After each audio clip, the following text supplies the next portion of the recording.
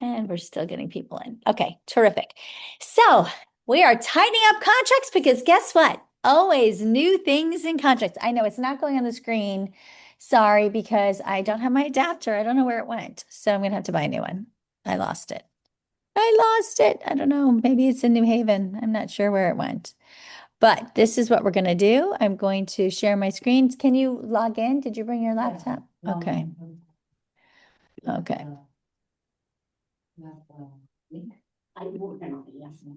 Okay. And I'm going to share my screen and let's hope that everybody online can see it. Okay. Can you guys all see my screen now? Let me see my waiting room. And I'm going to keep my waiting room up. All right. You guys can all see the tightening up contracts? Yeah. If you're online. Yes, we can. Okay. Yes. Thank you. All right. Admit all. I can't have a lot of people still joining. All right. So we've had some contract changes already. FinCEN, this has already modified our contracts, which is great. So basically, there's been two changes that have happened just this last week that have already gone into effect and changed our contracts. So let's go ahead and take a peek at them. And if you wanted to take a look at it, they have already had a video out by our Florida Bar legal team, but it's a little long and dry, so I'm going to make it short and sweet for you. But if you are that kind of person who wants to see it, yes, sorry, Jill, I can't put it up there. I don't have it. But anyway, if you want to see it, you can go over to Florida Bar's legal, just look for contract changes, and this video will come up. It's about, I don't know, 15 minutes long or something.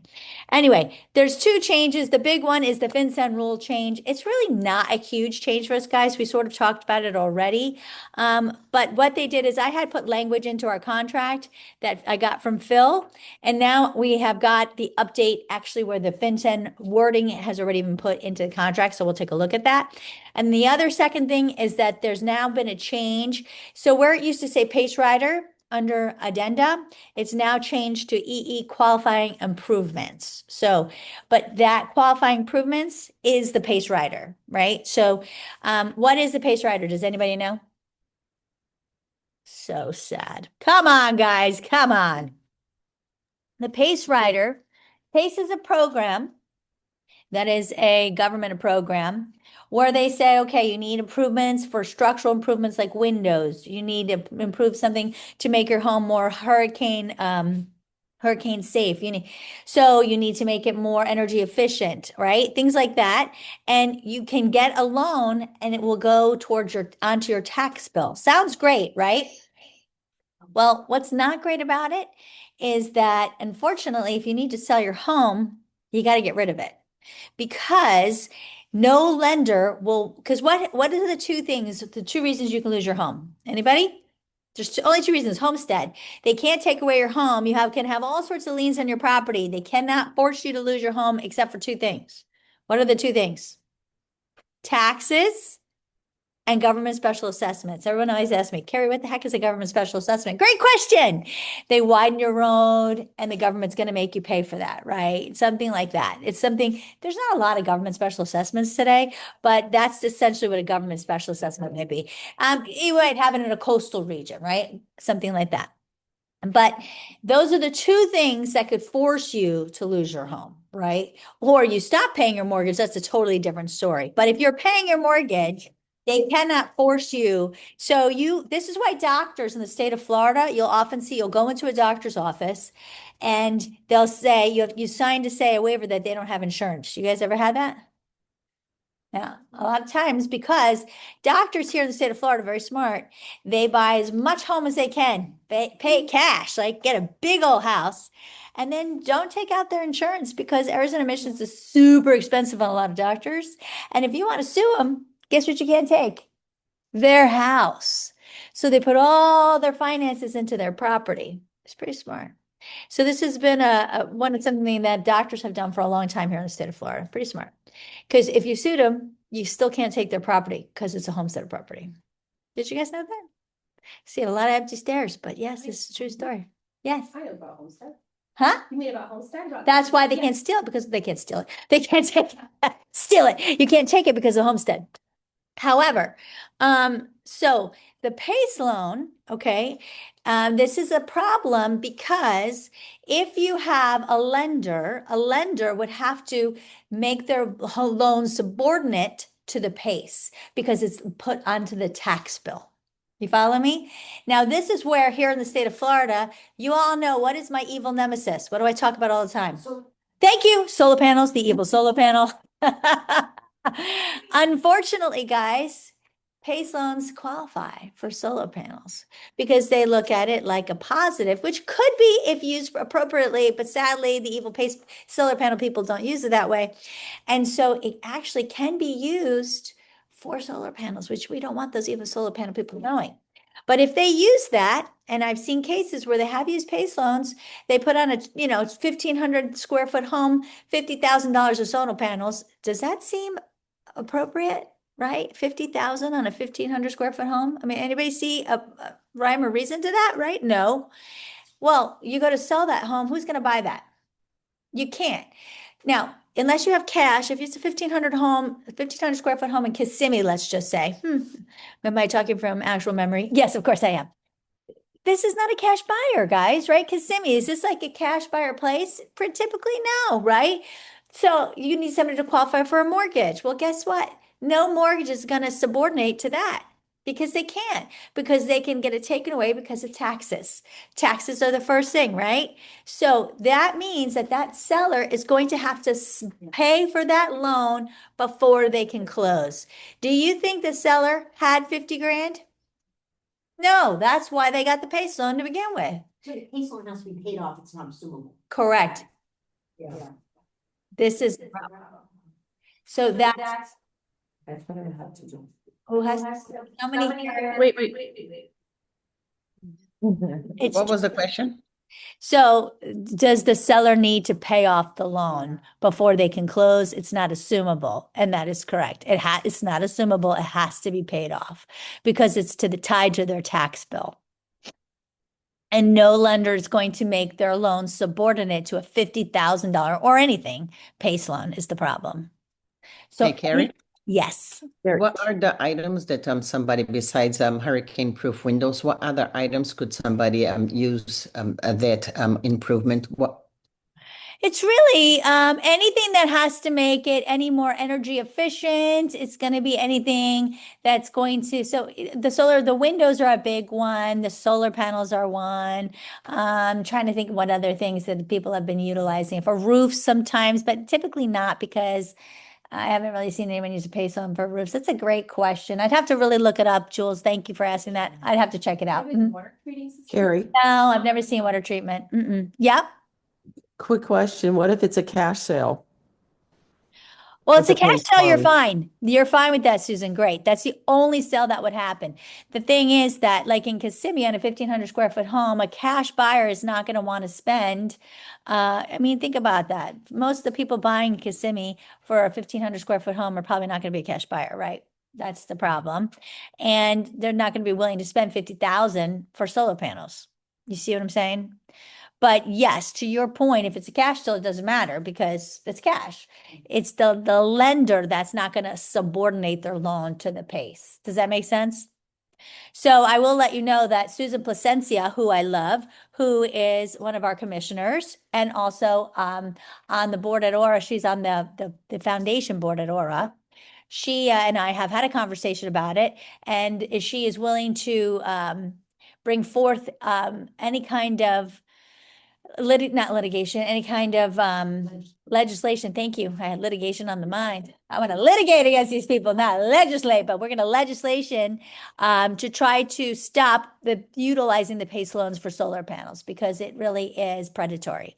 So we're hopeful that I spoke to Trey Goldman, who's in charge of public policy, that we can bring forth some legislation to get it on the ballot so that we can be voting for it in the next session for Florida Realtors, because I am after those solar panel people. So that's my mission. So that's something I did last session that I was there in Tallahassee. So that's what we're working on. So me, Susan Placencia, are taking on the world and solar panel people one person at a time. Yes. So anyway, that's what's happening there. But yes, so this is what's the changes are. So let's take a peek. We're going to dive in. So first, we're going to talk about the FinCEN rule change, and it's a little bit thick, but let's talk a little bit what it is. It started yesterday, March 1st, and essentially the whole point of it, guys, is for money laundering. Okay, and sorry, Raj, Rajiv, we don't have the I don't have the adapter. Maybe I lost it in New Haven. I don't know. I'm not sure where it is, but we're just logging in. So sorry about that. But basically, what it is there's it's the idea, it's to protect against money laundering. And you know, it's funny, there's like 2 or 3 states that they actually named in the reasoning of doing this, and Florida was one of them. But it really wasn't for Orlando, it was because of Miami. Miami is a bit of a haven of money laundering. It has been, but there was a money laundering case that has happened here. Does anybody know which one it is? I'll give you a hint, $32 million of a home sold in Iowa. Ellsworth. Exactly right. Does anyone know which nationality purchased it? Brazil. Yes, unfortunately. Excelente. You are correcto. Yes, it was Brazilians who purchased it, and it was a money laundering situation, and the FBI and I don't know, all sorts of people are involved. And yes, because I'm sorry, it wasn't worth that. And so they obviously, red flag, red flag.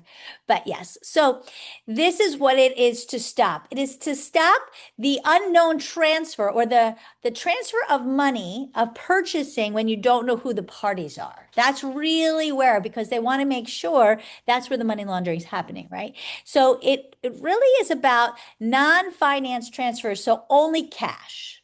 So it's really not affecting the majority of transactions that we have here. And it's not just cash, it's only cash transactions that have to do with LLCs and trusts. Okay, so if you have an LLC and a trust and a cash transaction, and it only has to do with LLCs, trusts, cash transactions in residential properties. So again, not even commercial.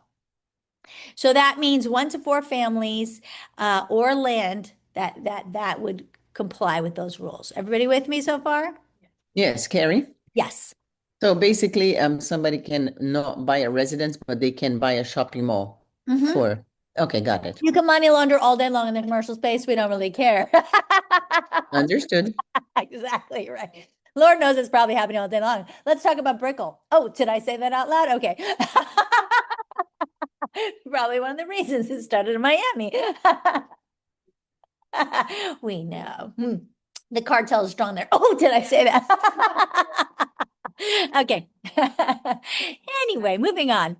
So, what information will be required? Now, again, so we understand, we as the person who is involved in the transaction are supposed to help get the information to the title company. The main onus is on the title company and the buyers and sellers in the transaction. However, we are facilitators, right? So we need to help facilitate this information, this transference of information. Okay.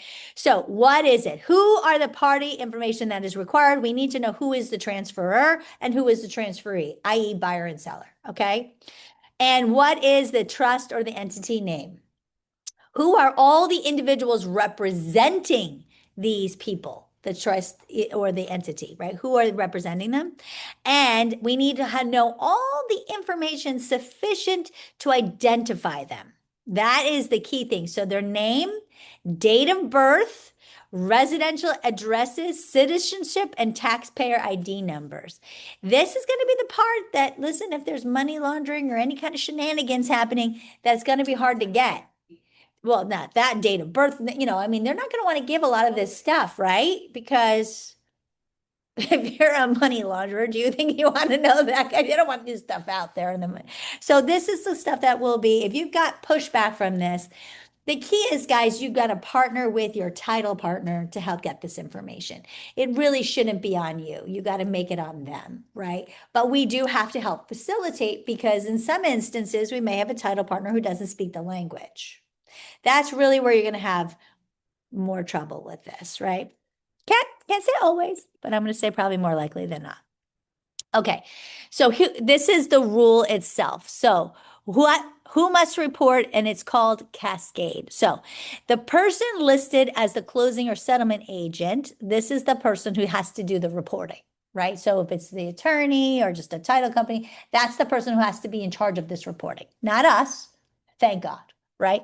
The person, if no person is described, then whoever's preparing the settlement statement. Well, this is why we want to make sure we pick someone good that we partner with. Okay. Now, if we're on the buy side, we want to make sure that the sell side has someone good. And if they don't, I would recommend that you select the buyer chooses. Remember, the buyer can choose the title company. Yes, they may pay more in closing costs, but it's their money. And Janelle, I know you were involved in a little situation of a wire fraud situation. Yeah, we've already had a little fun with the FBI. Yeah. And mhm. they actually, what they did was they mirrored a website of a Miami agent. So when you went online, it was like, they were supposedly them, but the guy was like blonde, like in the picture, the guy was blonde and the guy that called me sounded Middle Eastern, so something was wrong. Yeah. So it's actually they were doing that scam all the way from like Dubai. Yeah. And then the FBI wanted to contact me just to ask questions and that Yeah. kind of thing. And I was like, it was messy. So we've seen a lot of, sadly, we've seen a lot of these fraudulent cases. They have been out there and they're simply getting worse. And guys, let's be real. AI, the better it gets, the more probably prevalent these cases will become and the harder they will be to spot. Yeah. Right? Because they will really start to look blonde when you talk to them. And their accents will get better too. So the reality is we have to be, ever diligent in this, okay? So I would suggest if you are representing the buyer and the sell side seems shady, for it, listen, you gotta follow your gut. Your gut's gonna know. If it doesn't seem right, then select that you want to choose the title closing agent.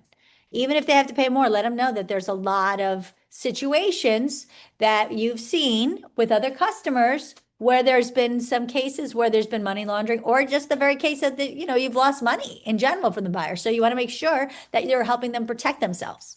Yeah.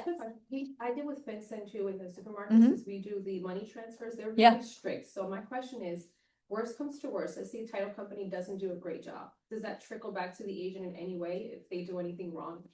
Janelle's question is, she deals with this in the laundromat, supermarkets, and she says that Vincent's very strict.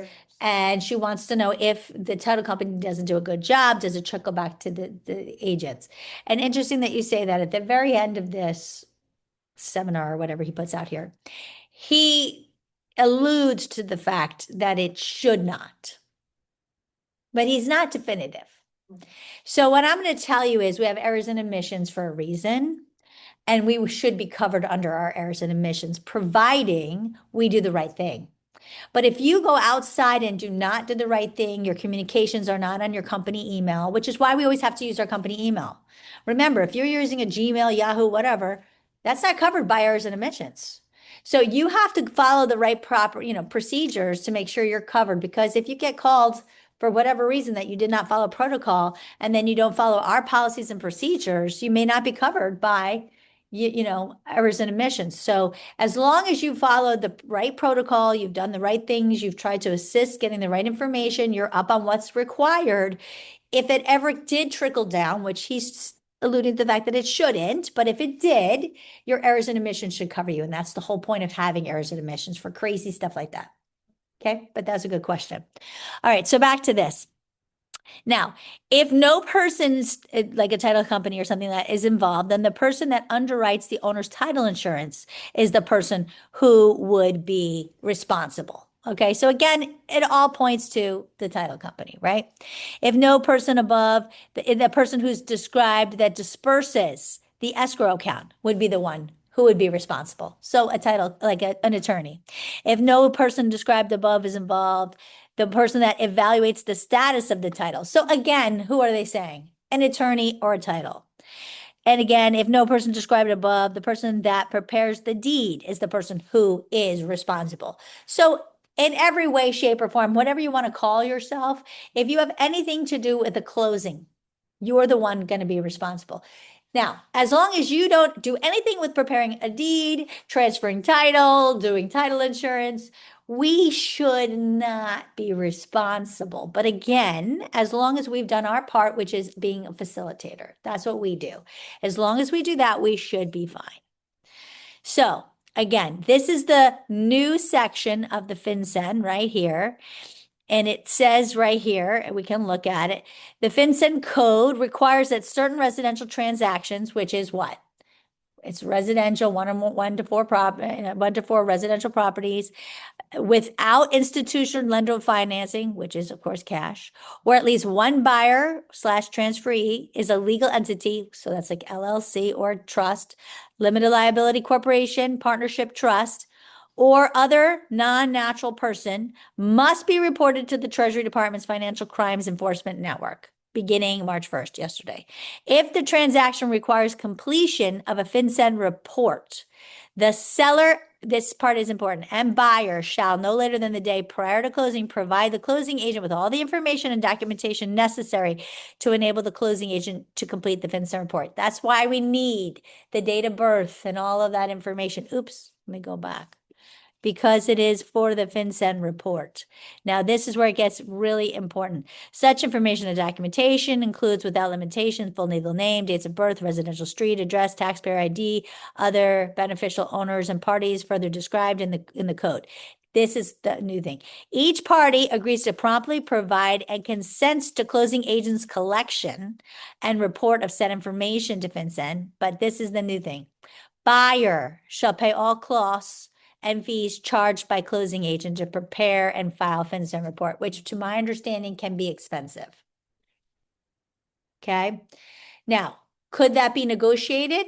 I don't know. Anything can be negotiated, right? But no, if you don't negotiate it on a separate addenda, and I would have an attorney write that up because it has to comply with the FinCEN ruling. So I don't know if it would be in direct opposition to the FinCEN ruling because they're really calling it out that the buyer has to pay for it. So that's something I would double check with an attorney. This is for any transaction, any amount, if it's gonna be. Any amount, but cash Cash. in the name of a LLC or a trust. Oh. Yeah, they had no amount no one has ever stated an amount. Okay. Closing costs for. And so this is how they've changed the contract. So you can see, let me close this thing, it's in my way. So this is what it used to be down here, and this is what it's changed to.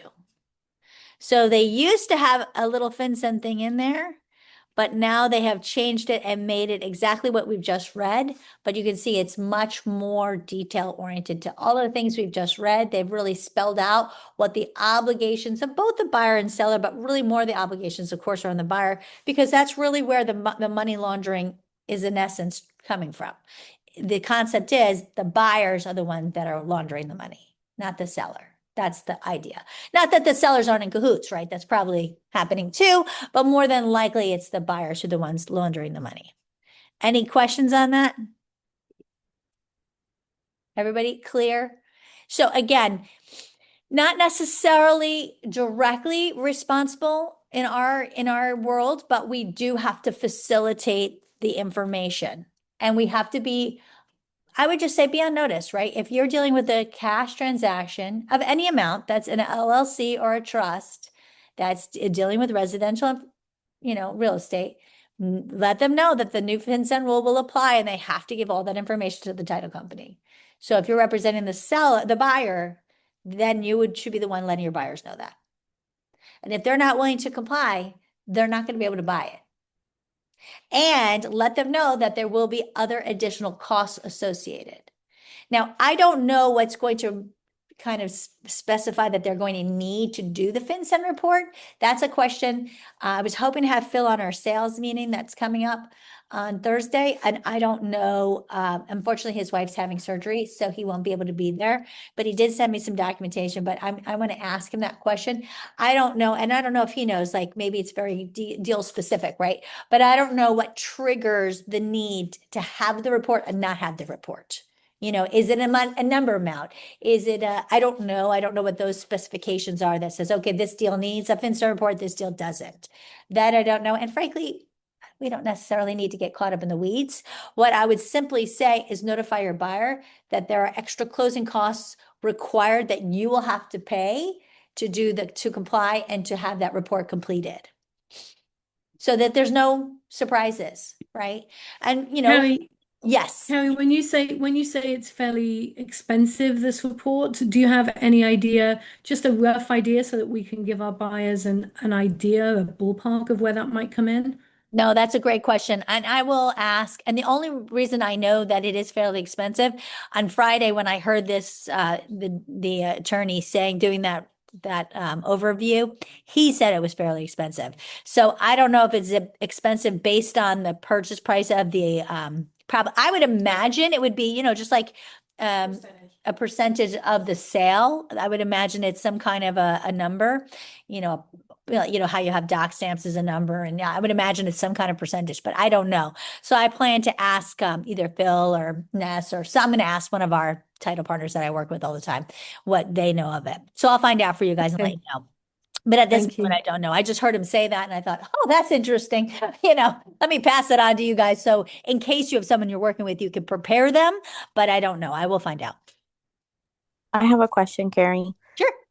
Are we gonna always provide like some type of form to a customer that is buying under LLC or trust, since we don't know like who is supposed to be doing this or not? Or No, it's how is right that gonna here. work? If this is in the contract, this is Okay, so we don't have to do anything additional. The title company, I guess, is gonna let us know if they are triggered. correct. Okay. Yep, you got it. This is now added, and this has now been uploaded in your dot loop. So I had initially put some verbiage in there that I got from Phil, but this actually came out as of Friday. So here I am in Yale, changing it, making sure that you guys have the most updated contracts. So you do. So they are in, and they should be in all of the loops now. So you are there's no more verbiage on the additional terms. Well, I got to make sure she took, yeah, no, they're good. So you should have this in all of your loop files. So you're covered. All right, so let's talk a little bit about, unless anyone has any other questions about FinCEN. It really isn't, I don't think anything, today it sounds like something like a big deal, but I really don't think it's, I was talking to some of my other thought leaders when we had our meeting about the FinCEN rule. We've been waiting for this FinCEN rule. It was actually supposed to happen in December. And we've been talking about it since last March. But the percentage of deals that it actually affects is like super minimal, maybe 10%. And I think even here in Central Florida is probably less. So I really don't think that we'll find a lot of things that'll really change our business very much. I just want you all to because if it is going to affect, it will affect the luxury space. I don't think it's going to be really affecting, the lower end deals. But just so you're aware of it, it's something, and especially in the foreign national markets, it'll probably affect it more. So just so you're aware. Okay, so let's talk a little bit about the Carrie? pace. Yes. Wouldn't it be possibly cheaper for a person who's putting it in a trust and paying cash to just take possession of it in their name and then transfer it into a trust later? It depends, because it depends on what the cost to record the deal would be comparative to the cost of if they needed to do a FinCEN report. And again, I don't know what the triggers are for the FinCEN report, because again, a trust where you give all the names, and if everybody's living here in the US or something like that, they may not trigger it. I don't know what those triggers are, right? So, but could be, Keith, these are questions that we're going to need to ask to our title partners. And maybe when you're working with a buyer, those are the things you look at. Is it cheaper to do it, close this way and then transfer it into trust? Or is it cheaper to go ahead and do this because it probably won't trigger that FinCEN? Or maybe the cost of the reporting is not that great. I don't know. Those are all great questions, but we're going to have to find that out as we go. But good point. Okay, so let's talk about the PACE rider addendum changing to the qualifying improvements. And they're saying qualifying improvements, guys, because just that, the PACE did, and nobody knew what PACE stood for. So essentially there were certain improvements that qualified to allow it for a PACE loan. So now they're just basically saying what it is. It's qualifying improvements. So it's saying that their Florida statutes previously dealt with property assessed clean energy. That's the PACE program. That's what it was. And it allowed for restructure. Now they are restructuring it to address these qualifying improvements for the program, right? So they're just changing the language to allow it to state exactly what it is so that they could qualify for this rider, for this PACE program. That's really all it's doing. So this is what it now does. So this is the change. So instead of saying PACE, it says qualifying improvements. It's just changed the name. And it just simply says this is the rider. If somebody has a PACE loan, you have to use this. And this is something you want to upload into supplemental documents into the MLS. And basically, because you need to notify the buyers that this is part of the, because again, either it's going to be a cash deal or they're going to have to prepay it before closing, right? Unless it's really little, but then the question is, why wouldn't they pay it off anyway? And what work did they have done, right? But it tells you really here, the properties. So let's just read it together. So the Qualifying Improvements Program provides financing for property owners for improvements of their real property now it took out energy efficiency, renewable energy, and wind. It says for various assessments, for various permanent improvements, repayment of the debt through annual non-ad valorem assessments on the property, which are disclosed on the annual property tax bill, states that the seller shall give the buyer a written disclosure in the form of set below at or before the time the seller executes a contract to purchase for the non-ad valorem assessment that has been levied under this section of the unpaid balance due. So it tells you have to give them this disclosure at or before. How many times you don't find out until you're practically at closing, right? But it tells you it was due at or before. A list of Hey, qualifying Carrie, improvements. how does this affect bond payments? Well, a bond payment is like it's a CDD, really. That's a community development district. So that is not a Right, qualifying and improvement, but it's the same thing. But, it's a little bit different in the fact that a community development district, it is added to the taxes, but it's not the same thing in terms of the loan not wanting to be subordinate to it because it's really for a community. This is based on the house. That's the difference. Carrie, I have two questions concerning the PACE loans. Uh-huh. Do we need to put this in our disclosures in the MLS ahead of time? Yes. And is the form in dot loop now? Yes and yes. You got it. Great Thank you. questions. You are welcome. And also remember, guys, if you ever need to find out where this could be and you didn't know, you could just search under Florida Interactive Forms EE and it'll pop right up and you'll get the right form. Any other questions on PACE, which is now the qualifying improvements disclosure? We all good on that? Okay, because we have a lot of other things to cover. So many other. Okay, so true or false? At a walkthrough, the second refrigerator in the garage was missing, so the buyer refused to close. Is the buyer in default? Yes or no? What do we all think? The buyer in default? Yep. So the buyer comes through, goes to walk through, and he's like, what? Where did the refrigerator in the garage go? I'm not closing till you bring it back. Is the buyer in default or the seller's like, sorry, you have to close, or who's in default here? The buyer or the seller? If it's the same scenario as last week and the same info, then yes, they are in default. Well, I've got some mixed emotions here. So what do you think, Shandy? Why do you think the seller's in default, Shandy? Because of the comments. So what makes the seller in default? If it was in the contract. Yeah, it was in the contract, yeah. So What was in the refrigerator, specifically refrigerators in the contract. So we have some people saying buyers, some people saying sellers. It's exactly right. It is the seller who is in default, not the buyer. I mean, it is, excuse me, that's 100% right. So we need to remember the property here, you have to be very careful. If you are representing a seller and they have multiple refrigerators, they have multiple dishwashers, they have multiple anything. If they have light fixtures, you have to ask them. I highly recommend you take this with you when you walk around the house and you say, do you want to keep any of these things? Like your beautiful custom treatments. Those are expected to convey. All of these things that are written here with an S, that means there's multiple on the property. They're all expected to convey. Even the wonderful, beautiful television mounting hardware is expected to convey. So if they take their big TV and they had some special hardware on there, that is expected to convey the hardware. You need to know that, because if they move, which they will have moved all their belongings out of the house prior to the walkthrough, because that is their job, and now those things are missing, the buyer has every right to say, I'm not closing, because it is the seller who is in default.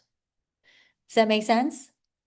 So you need to know. And if they said, no, I want to keep the refrigerator that's in the garage, I will be taking that with me, then my real advice is get the heck out of the garage before you start showing the property, because it does say very clearly here, the following items which are owned by seller and existing on the property as of the date the initial offer are included. Very clear, but I would make sure, because oftentimes, remember, you're not writing the offer. You are seeing that offer. So you have to catch it and make sure that you counter with it in E right here. It doesn't matter what you wrote in MLS. If you wrote in MLS, the refrigerator in the garage does not convey. That means nothing.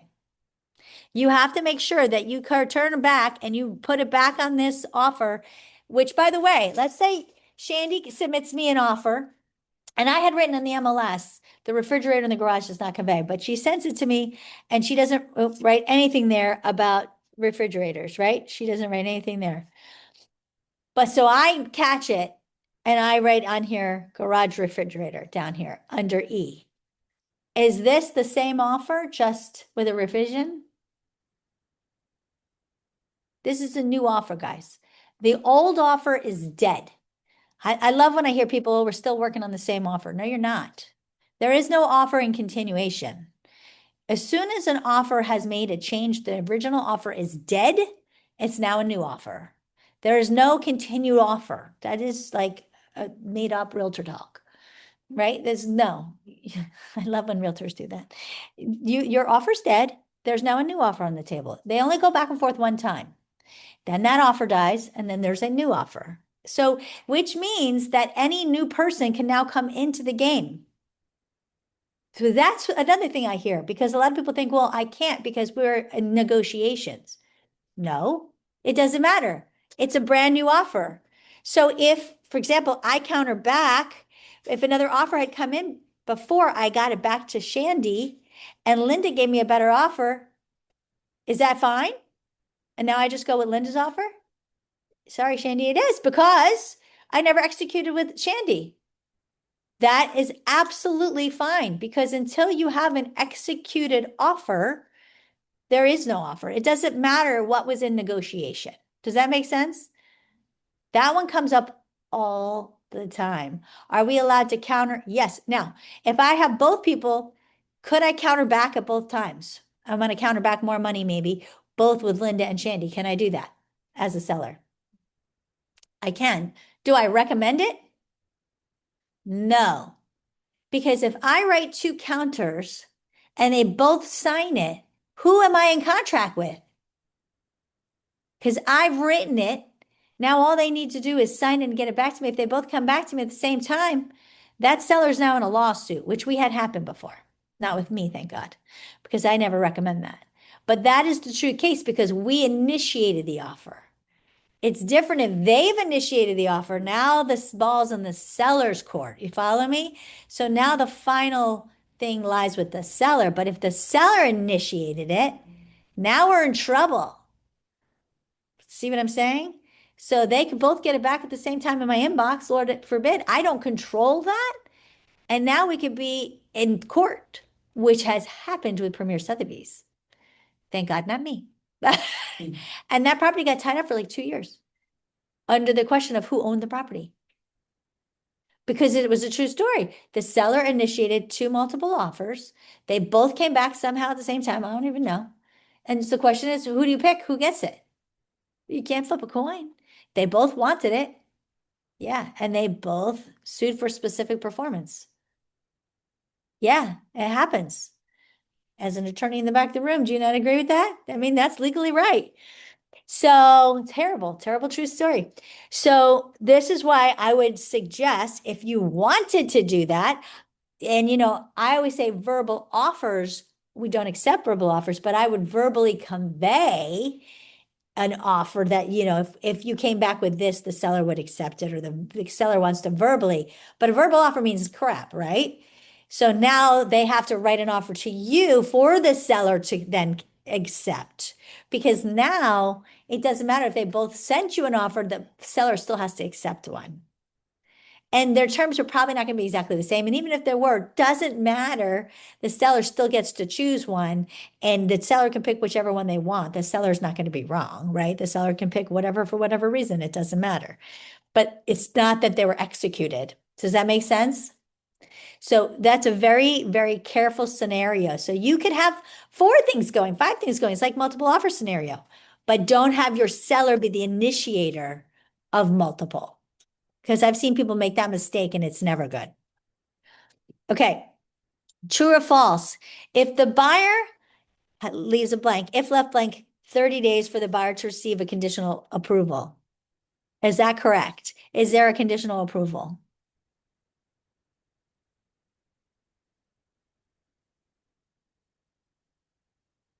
Anybody?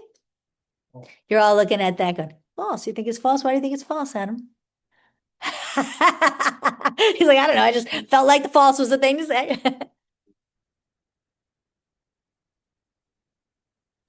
No, but it says right there, if left blank 30. You think it's true? You think it's false? I think that they will have 30 days because specifically said if left blank 30. So, Where is this in the contract? I don't recognize this. well, it's actually there. I've just sort of taken some words out, but what I've tricked you all with is the word conditional. Is there such thing as a Yeah. conditional approval? That's the part I don't recognize. Yeah, I'm like, wait, I don't recognize that one. Because there's no such thing as a conditional Yeah. approval. I'm hearing a lot. Good job, Adam. Good job. I hear a lot of people referencing a conditional approval. And I think it was 2021 that we did away with the term conditional approval. There is no longer a term for conditional approval. So what I want to do now, Like as in a loan approval. as in conditional loan approval. Guys, there is no longer a conditional loan approval. We're going to go right on into our as is because I happen to have an as is open. And here's our financing contingency. We're going to break right on into this baby. Everybody can see it? You can't? No. Oh, you see me. Oh, hello. Hello, everybody. Okay, hold on. Share. Now can you all see it? Yeah. Okay. So let's take a peek. First of all, I'm going to say, if you don't check B, it doesn't matter what you write on here, you have nothing. Okay. So that's the first thing. I have still seen some where people do all this wonderful stuff and they miss checking B. If you don't check B, you don't even have a financing contingency. So let's just state the obvious right out the gate, right? Now, the other thing is, I love to say all of these lines, this blank, FHA, VA, conventional, that, fixed, or adjustable percentage, all of these things right here, these are what I like to call for your buyer safety nets. What I call for your seller are contingencies. Every time you miss this or leave it blank, you are missing a contingency option or opportunity for your buyer. So people who leave this blank don't know what they're doing. This is how I judge how well you know contracts. If you leave it blank, you don't know anything. If you're just expecting it to be if left blank, I clearly know you don't know anything about contracts because you don't know how to use a contract to help your customer. So it's very fun for me when I'm on the other side. So let's talk about this. Buyer, so if this contract is contingent within, if left blank, 30 days after the loan approval, the buyer obtaining an approval of, and you would check, not all, but one, conventional, FHA, VA, other. What could other be? Let's talk about that. It could be USDA, right? It could be a hard money loan. It could be that maybe that, what's that thing, the DSA loan, that financing, investor financing loan. DSCR. DSCR, thank you. DSCR, ABCL, QCR. Yes. Anyway, you could be writing in all sorts of things there. That's what that could be for. Okay. Then continuing on. So let's just say conventional mortgage loan for the purpose of a property for now. We used to always pick fixed because obviously the interest rates were so great. I would tell you right now, I would be picking fixed or adjustable because with the rates as crazy as they are, it makes more sense. You never know what tomorrow can hold. So I would give your buyers the most opportunity there. And most everybody understands that. So back about 2 years ago, people would be like, why are you picking that? But today, everybody understands that, right? So you pick, say, fixed or adjustable rate in loan amount at an interest rate not to exceed.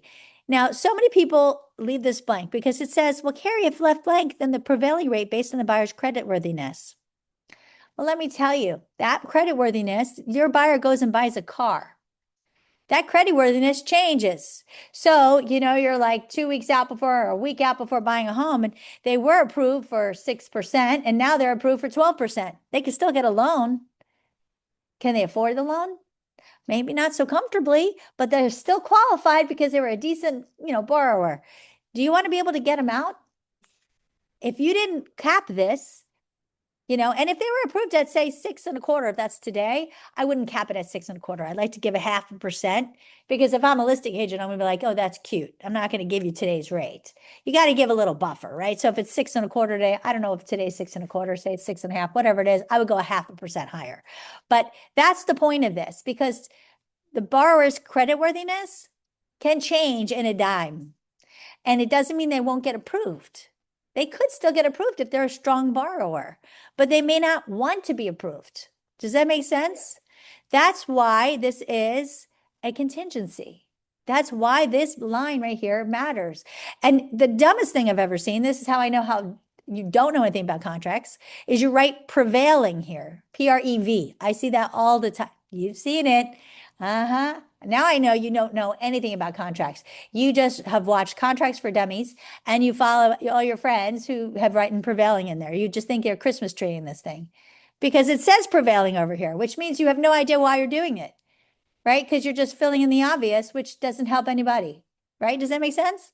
The point of this is to cap it at today's rate or a little bit of a buffer so that if they go do something stupid like buy a car right before closing or all the furniture, right? Because they wanted to get the furniture for their house. How many times have people done that? That's what my client just did. See, right? Does it fix their credit?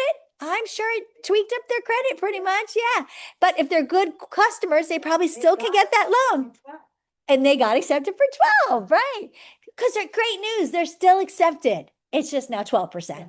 Yeah, but if you wrote in 6.5%, 7%, whatever, they can get out of the loan. They could get out of the contract and get their money back because you capped it here.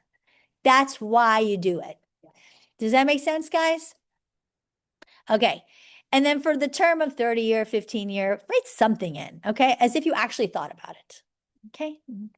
And then it continues to say, and this is where it's important. And the buyer's mortgage broker or lender having received an appraisal or alternate valuation for financing for the property satisfactory to the lender, if required by the lender, which is sufficient to meet the terms required for the lender to provide financing for the buyer and proceed to closing. Do you see anything about conditional approval? Because that's what the conditional approval was for. The reason there was a conditional approval was because we didn't have the appraisal yet. So we gave it conditional based upon what would happen with the appraisal. So as long as the appraisal came in good, you were good to go, right? So that was what the conditional approval was for, which was the dumbest thing ever.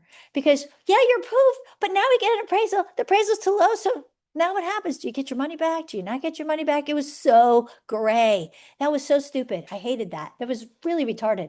So when they moved the appraisal contingency in 2021 into this whole financing contingency, which was beautiful, now it all has to happen within 30 days, which is why, if you look down here, they made this change. Buyer's failure to use good faith and diligent effort to obtain loan approval shall be considered default. Now, that was always there.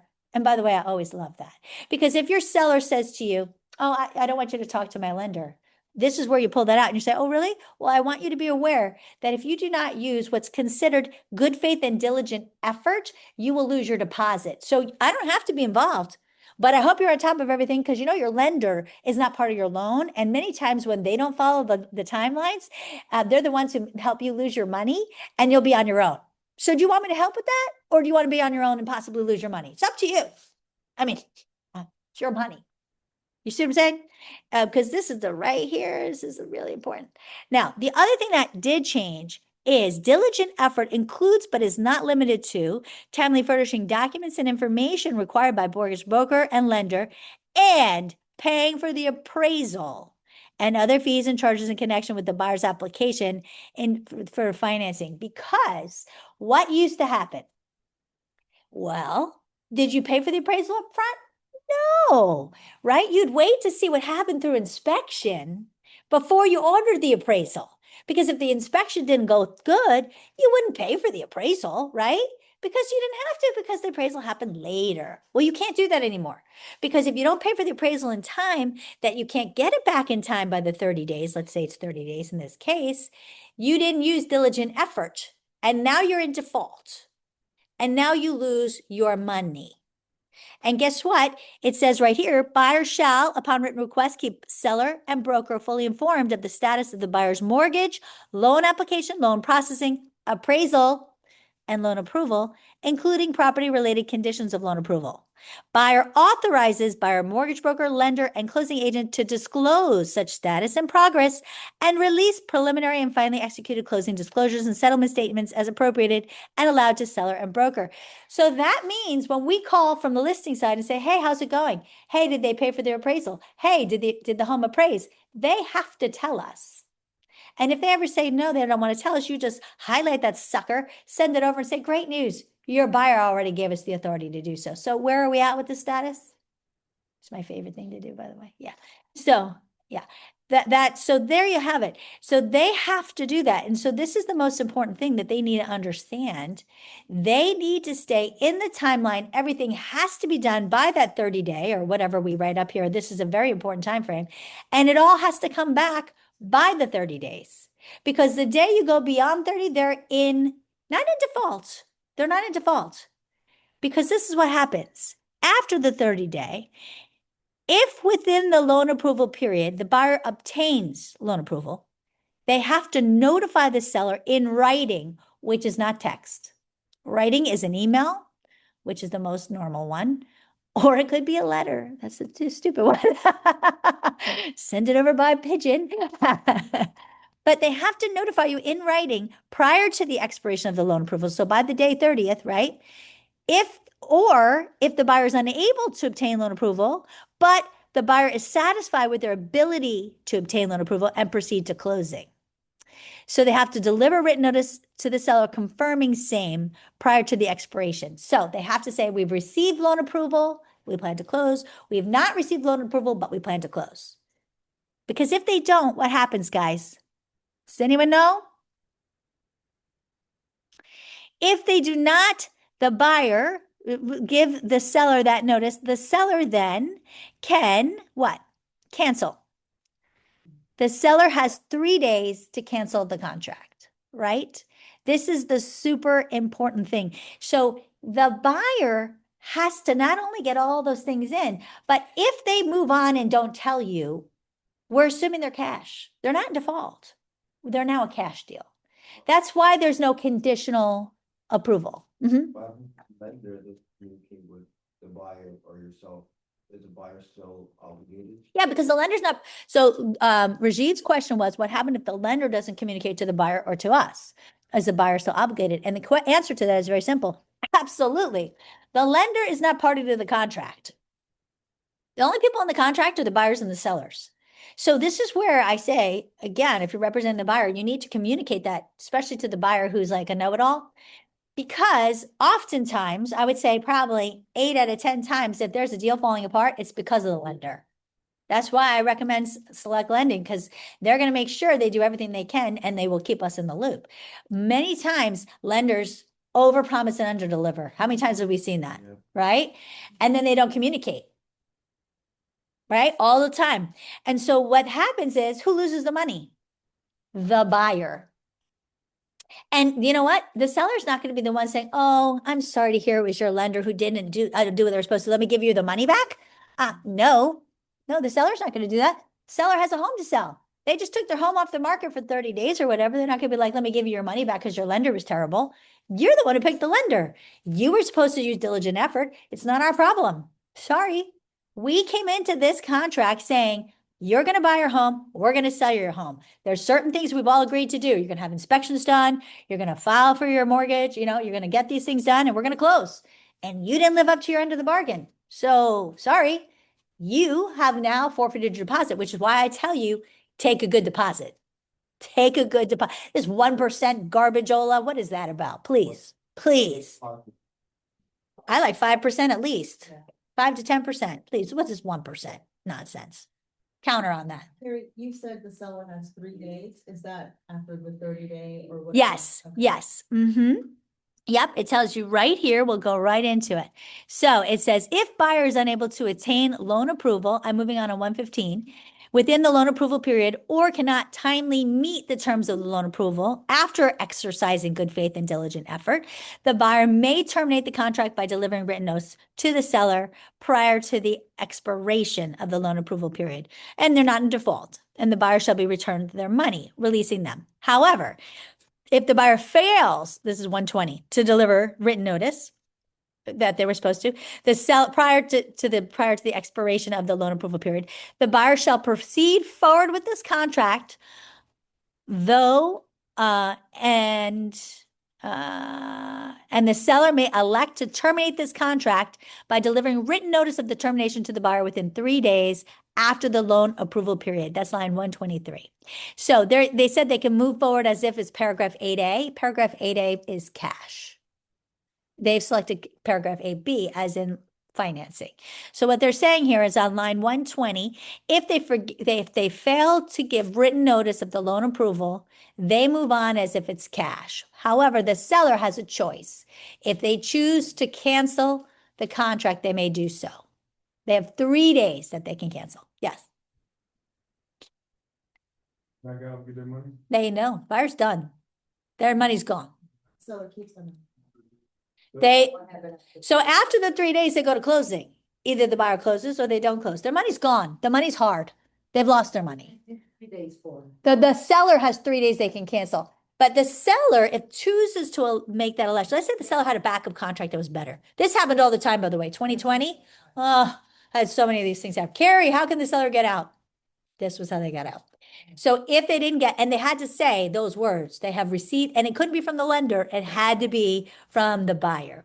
The buyer's received loan approval, but plans to go on, has not. So when they didn't receive that, they would get a release and cancellation. But the release and cancellation gave the money back to the buyer because it was the seller saying they wanted to cancel. Let's say we didn't think the buyer could. I'd say, if I were you, I'd hang on for the next 3 days or whatever, 4 days, because it's usually pretty close to closing, right?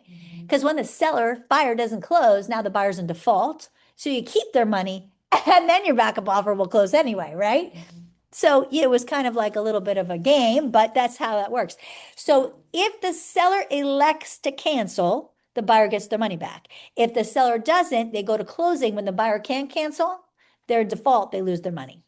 But they can decide to do what, like a penalty or something. That's what I say No. sometimes. They can say, if you don't close in 30 days, I can apply a penalty, just like Well, you're thinking like a lawyer because you are one, but no, the contract doesn't state that. You're going outside of the contract. The contract states you have agreed to close. I put this clause in the contract. Yeah, I mean, again, if you want to write like an attorney, but you're not an attorney in the US, so please don't do that. Have another attorney do it. But what the contract states is that you have agreed to close, let's say, in 5 days after the loan approval period or whatever. You will close at that date. If you don't close, you're in default. And default means a couple things. Default means A, you have forfeited your deposit, period. Yeah.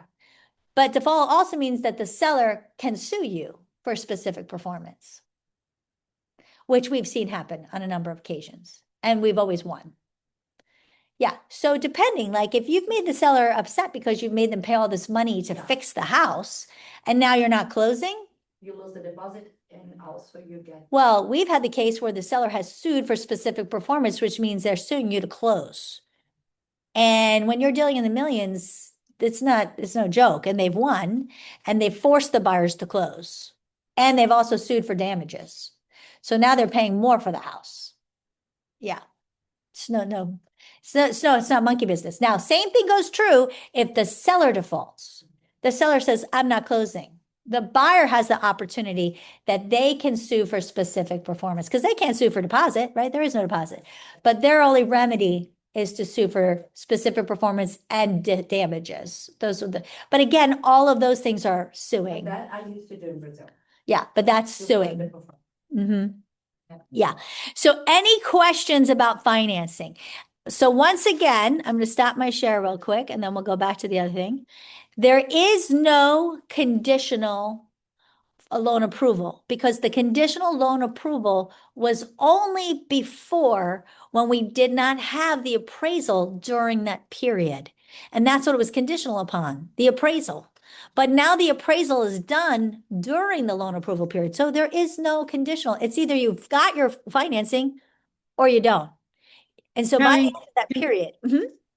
Yeah, can I just ask you on that? So obviously a lot of the lenders do send the approval with conditions attached to it. So those what you're saying is those conditions, if we're representing the seller, they mean nothing to us. If we're representing the buyer, then obviously the buyer needs to read those carefully. And if they don't think they can meet those, then they need to cancel before the 30 days or before the end of the loan approval.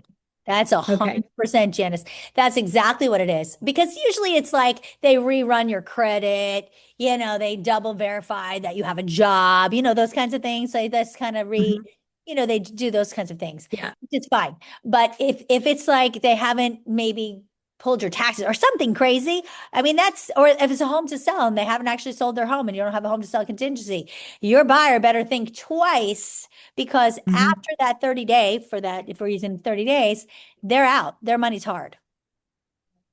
Okay, thanks. Yep, absolutely. Now I have a lot more and I know we're over time. Does anyone want me to continue or should we just do it another day? Continue? You guys up for a little more? Continue. All right, I will continue. All right. So you guys see my screen about no, there's no such thing as conditional approval? All right. Here's another one. True or false? If the financing contingency ends on a Saturday, it must really move to Monday. Is that true or is that false? Is it? I was like, I think it's true. It's true. Really? A financing contingency? Yeah, all of them. What do you guys think?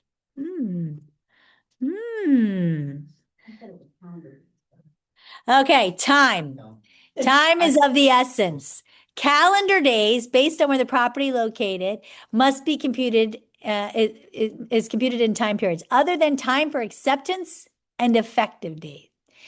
All other periods in this contract, no matter how it's written in, that occur on a Saturday, Sunday, or holiday that end must, whether a holiday or the day in which a holiday is observed, they must extend to the next calendar day.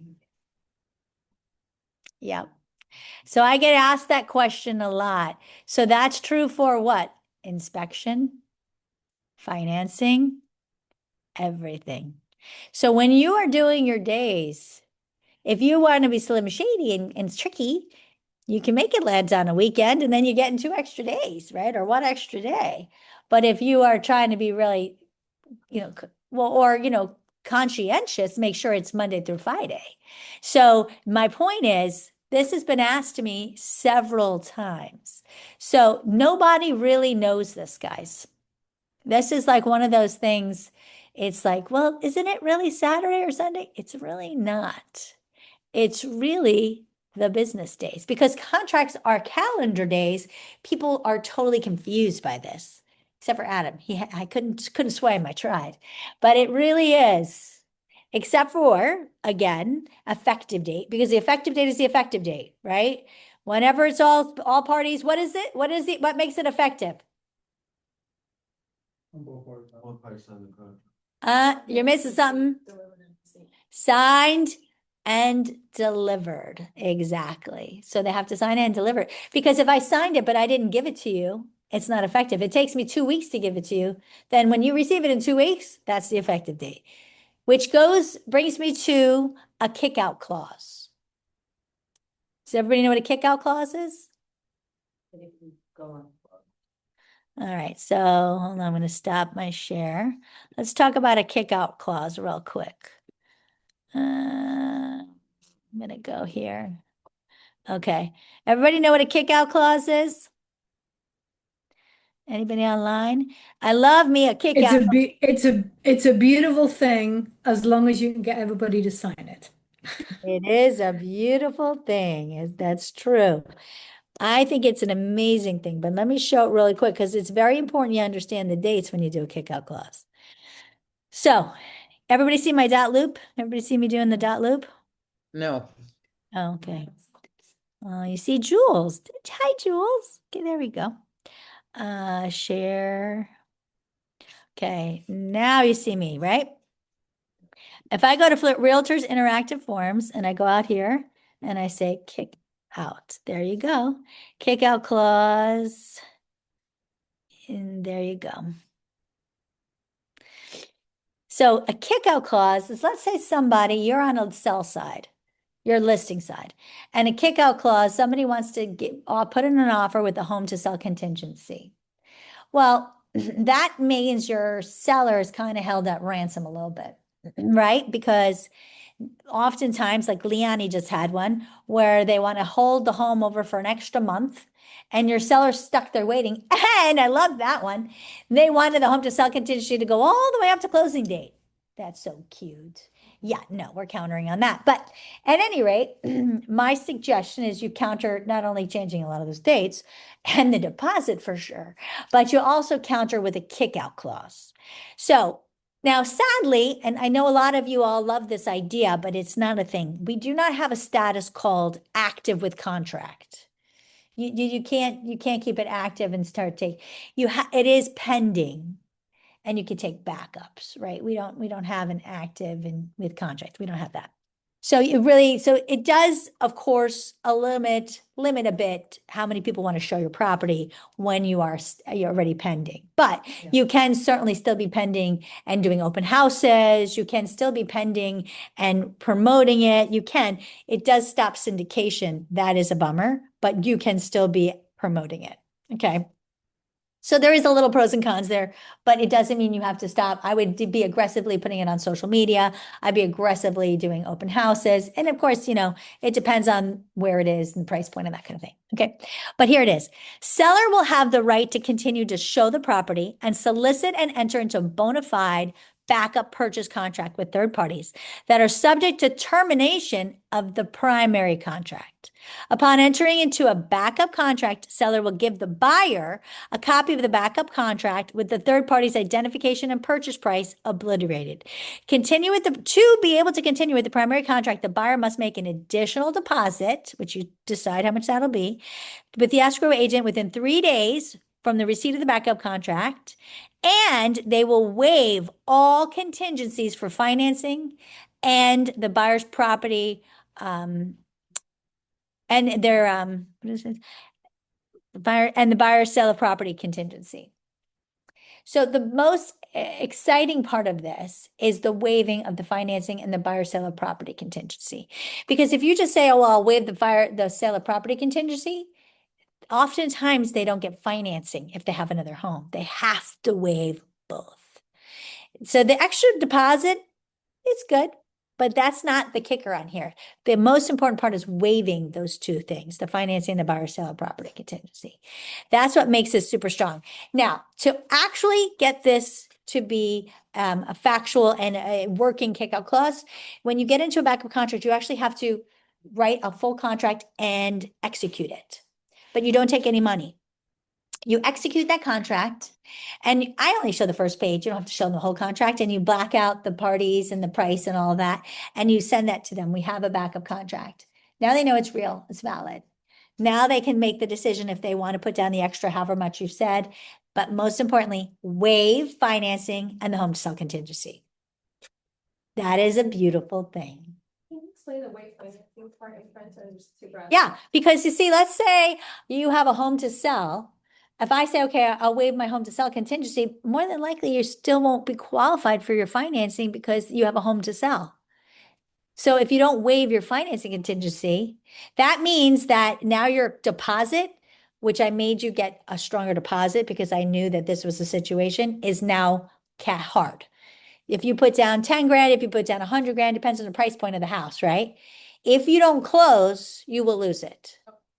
So wherever you're at in your home sale process, it protects the seller. This is for the seller. And if you're like, well, I don't know, that's too risky for me, I'm out. Now the seller can move into first position with their backup offer. But So- they still keep, it, whatever deposits they're gonna. No, the first person's, they keep their money, the first person's out. They get to get their money back and they're out. The first person. The first person's out, they get their money, they're out. The second person goes into first position, and the day they go into first position becomes the effective date. And now all dates from the contract start from that date.